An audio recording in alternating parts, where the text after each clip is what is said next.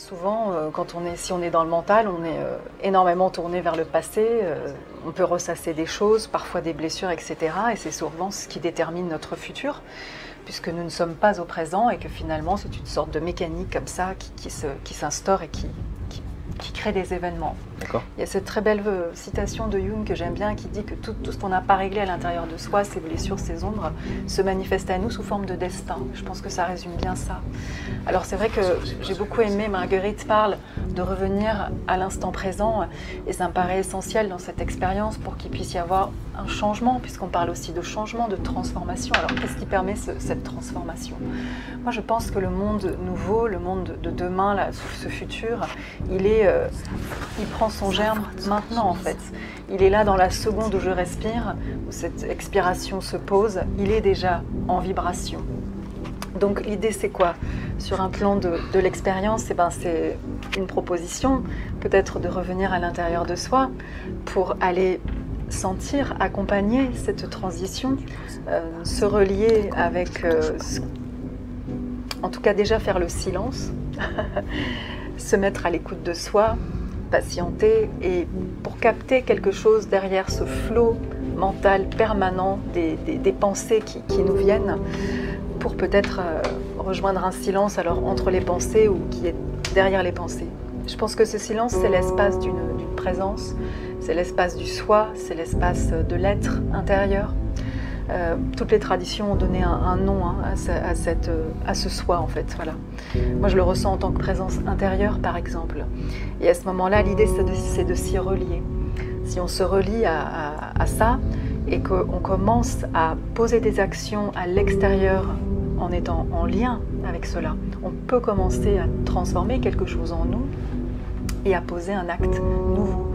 Quand je dis nouveau, c'est-à-dire un acte qui n'est pas le fruit de ce que mon mental va ressasser du passé pour construire ce présent qui arrive et qui est déjà mon futur, qui se crée en fait, mais véritablement quelque chose de nouveau en accord avec ce que je suis. Voilà. À partir du moment où je suis en lien avec cette présence intérieure, je peux commencer à créer ma vie et participer à créer le monde dans lequel j'ai envie de vivre. Et bien évidemment, tout le monde souhaite un monde plus harmonieux, où il est plus heureux. Personne ne souhaite vivre dans le chaos. On peut le vivre, on a des périodes de vie, mais au fond, on a toujours cette aspiration. Moi, j'ai cette petite phrase de Rumi, puisqu'on est aussi dans les citations, qui me parle beaucoup. C'est Rumi, ce poète soufi, dit « Ce que tu cherches, te cherche aussi ». On a parlé, Philippe parlait de cette vision mécaniste de l'homme qui serait dépourvu d'âme, bon, qui a fait son temps très bien, on y croit, certains y croient encore, etc. Et donc, il y a comme un futur avec cette idée peut-être de complot ou pas, enfin tout ça. Heureusement, il y a le vivant en nous. Et ce vivant n'est pas quelque chose qu'on peut étouffer comme ça. Et il a aussi, j'ai envie de dire, son désir, j'allais dire sa volonté, mais probablement son désir aussi de se faire connaître. Et c'est ce nouveau monde qui crie à l'intérieur de nous. Voilà. Et c'est important de savoir que voilà, c'est pas à l'extérieur, c'est à l'intérieur de nous. Voilà. Donc voilà, je pense comment on peut. C'est une toute petite introduction sur ce qui pourrait amener le changement en termes d'expérience. Voilà, puisque moi je trouve que c'est intéressant de ramener tout ce qu'on va dire à une expérience possible, parce que finalement nous sommes tous faits de la même matière lumière. Il ne faut vraiment pas oublier cette notion, et je pense que la physique quantique le confirmerait. Philippe pourrait nous parler beaucoup mieux de ça que moi, bien évidemment, mais vraiment de ne pas oublier ça pour accompagner. Et que je dis ça parce que ce n'est pas une question de croyance, ce n'est pas une question de représentation, que vous soyez croyant ou pas croyant, religieux, pas religion, ça n'a rien à voir. C'est notre nature essentielle, profonde, c'est notre identité véritable qui crie en nous et qui n'attend qu'une chose, c'est que nous répondions à ça. Dans le yang, il y a toujours du yin, et dans le yin, il y a toujours du yang. Dans une émotion, par exemple, l'intériorisation de cette émotion, quand je ne trouve même pas de mots pour exprimer. L'émotion, c'est ce qui me met en marche, c'est ce qui fait mouvoir. Et quand j'entre dans l'acte, je suis dans ma phase yang. Donc, c'est inséparable, vraiment, comme Audrey a dit. Et traverser une épreuve, il faut fabriquer du yang, mais à partir de yin qui va capter les énergies créatrices. Et ces énergies créatrices qui sont forcément yang, c'est-à-dire mes capteurs sont yin. Mais quand ça devient une décision, par exemple, je dois choisir mon camp, de dire oui à certaines choses et oser dire non à certaines choses. Sinon, mon individualité, mais je suis un mouton, hein, c'est pas la peine de dire. Parce que ce que je cherche, c'est qu'est-ce qui différencie l'humain de la machine, parce qu'on nous propose une machine hyper perfectionnée. Mais comme c'est facile, tu mets ton doigt et tu vas payer. Ah, la belle affaire. Mais je ne suis pas née pour ça, pour être pucée et puis que... Mais c'est pas ça, être un être humain, c'est pas ça. Mais où est le pardon, où est la compassion, où est justement l'intuition, où est la communion, où est la contemplation, etc. Et donc toutes ces notions, par exemple, c'est intéressant dans les anciennes écritures comme l'écriture chinoise ou l'écriture sumérienne, égyptienne, tout ça c'est au féminin. Mais pour montrer qu'il y a une réceptivité énorme en nous qui doit fonctionner et avant la décision. Parce que si, comme Philippe disait, par peur, je vais réagir, je ne suis pas connectée à mon je suis, à mon être profond. Je ne suis pas connectée. Je vais faire par réaction. Parce que je suis influencée, je suis manipulée, je sais pas. Et les Chinois ont une notion intéressante qui s'appelle le mandat céleste. Que l'homme a un mandat céleste, que chacun de nous avons une mission. C'est justement le pont. Comment devenir pont entre le monde créé et le monde créateur, entre le monde créateur et le monde créé. De quelle manière, selon mes dons uniques, mon intelligence unique aussi, ma sensibilité unique. Donc j'ai beaucoup d'outils pour traverser l'épreuve.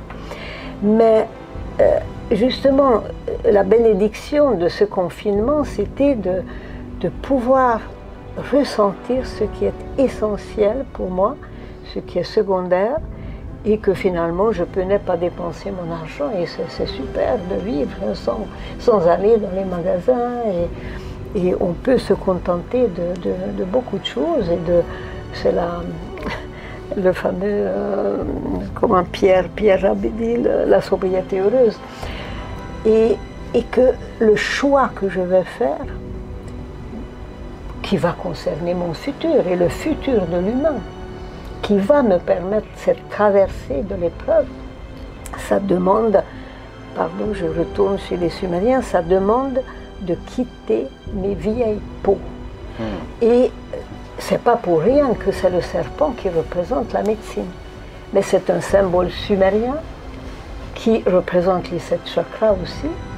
Le caducée vient des Sumériens, d'il y a 7000, 8000 ans. Sa représentation qui est au Louvre, qui a été faite sur l'ordre de Gudea, qui était un grand roi égyptien, un prince, parce qu'il refusait d'avoir ce titre de roi. Pourquoi le serpent? Parce qu'il peut s'auto-guérir en jeûnant et en entrant en lui-même. Et il va avoir une phase de 10 jours, 2 fois par an, pour pouvoir quitter sa vieille peau. Et donc les vieux paradigmes, pour que les nouveaux paradigmes puissent émerger. Donc, dans cette phase yin, ou de contemplation, d'intuition, de rêve, de demi-rêve, de poésie, il y a comme un feu qui se condense. Et ce feu créateur va me permettre de dire oui et non. Et on vit une sorte de fin des temps, donc de révélation, où on a l'impression que Il y a une prise de conscience du processus justement créatif qui se fait de plus en plus prégnante dans le monde entier et qui suscite aujourd'hui finalement une réaction inverse, comme si, c'est ce que je disais au début, comme s'il y avait une mise en panique des anciennes forces qui veulent nous faire répéter l'ancien cycle. L'ancien cycle, c'est l'idée que la création aurait pu être vécue de nombreuses fois de suite. C'est-à-dire qu'on aurait eu, je sais pas, des dizaines de XXe siècle, peut-être des centaines, avec à chaque fois un scénario un petit peu différent. Et que donc on rejoue ce cycle-là parce que il y a quelque chose à améliorer ou une fin des temps à mieux négocier que ce qui s'est fait auparavant. On peut imaginer ça. Ou alors on peut imaginer que non, il n'y a pas eu d'anciens cycles qui ont réellement été vécus, mais par contre, il y a d'anciens futurs non encore vécus qui ont balayé toutes les possibilités des plus sombres au meilleur. Enfin, c'est-à-dire, sachant que la théorie de l'univers cyclique est compatible avec les deux versions de la réalité. C'est-à-dire que les choses que nos anciens futurs aient été réellement vécus ou pas, est-ce que finalement on s'en fiche pas un peu, hein? C'est-à-dire que l'idée c'est que donc je reste cohérent avec la théorie de la double causalité ou de l'espace-temps flexible que je rappelle rapidement. Donc il n'y a pas, le temps n'existe pas, ça veut pas dire que ça veut dire que tout est déjà créé, d'accord, que le passé est encore là pendant que le futur est déjà là, et l'impression que nous avons que le futur ne soit pas là vient simplement du fait que nous ne le voyons pas, alors que notre soi, lui, est probablement parfaitement capable de le voir, mais aussi de nous suggérer d'autres futurs, puisque nous vivons dans un multivers de potentialités, et et qu'il est possible de changer notre futur. Et ce changement du futur se fait par la connexion, par la créativité, par l'intuition, la connexion qui apporte la créativité. Et donc notre soi a dû voir défiler depuis le début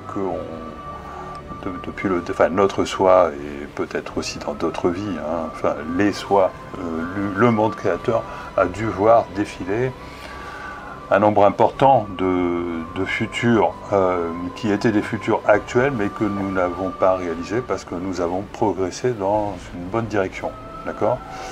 Et donc là, j'ai l'impression que ce qui se passe dans notre début de siècle, depuis le début du siècle d'ailleurs, hein, c'est que il y a eu une situation de panique de l'ancien futur vers lequel on allait logiquement du fait de toutes les découvertes et de toutes les prises de conscience qui ont eu lieu au siècle dernier ou au début de ce nouveau siècle, et que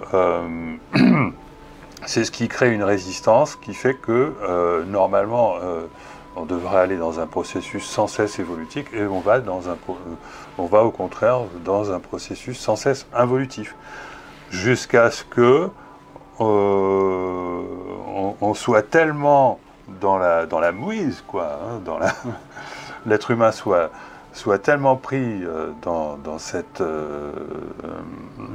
descente finalement dans l'abîme, etc., qu'il se réveille et pour accomplir finalement ce nouveau destin.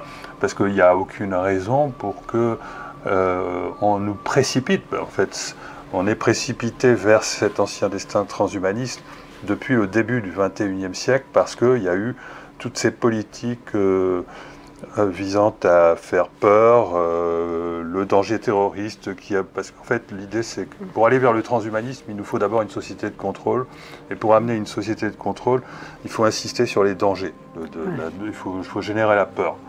Et donc ça, c'est ce qu'on vit depuis le début du XXIe siècle, Et bon, je ne veux pas rentrer dans la politique qui fait qu'on a de bonnes raisons d'être optimiste, mais au moment où justement on avait de bonnes raisons d'être optimiste, c'est-à-dire que ce plan a été finalement raté, je précise que ce n'est pas un plan, que c'est un ancien futur qui nous attire, et ben on a eu une accélération de la débandade à travers cette crise du coronavirus, qui fait qu'aujourd'hui, eh bien, les instances qui veulent qu'on aille déraillent complètement. Que les instances qui veulent qu'on aille vers le transhumanisme nous font une démonstration de bêtises, mais inimaginable, à vraiment dépasser les limites de...